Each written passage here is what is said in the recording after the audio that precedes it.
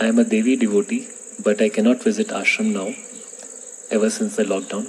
I feel very anxious and fearful all the time. Is there a way I can invoke Devi's grace on a daily basis?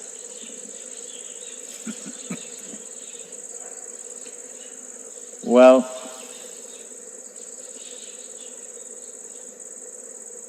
what is consecrated as Devi is a physical form here. The Mulasthanam or the root form is here.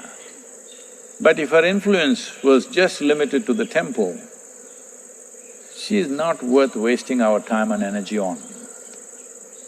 Her influence is not determined by the physical space. Wherever you are, if your doors are open, it's available. You must understand there are two different kinds of images or two different kinds of consecrations. One is just a reverberation.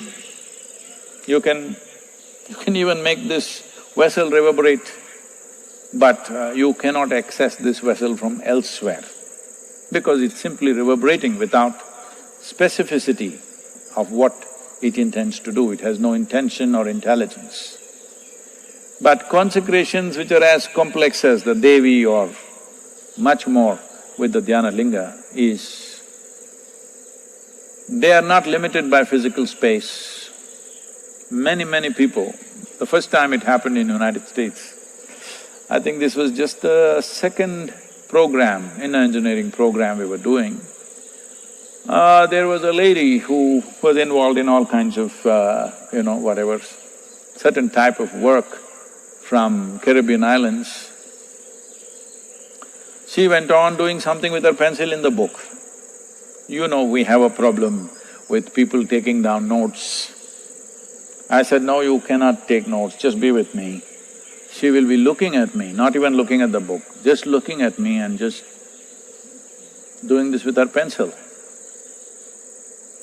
Then at the end of the 3-hour session, she said, I don't know why something came out of this, and this is the thing that, the form that came out of me. I didn't know what happened. As I was looking at you, I was trying to sketch you, but this is what I got.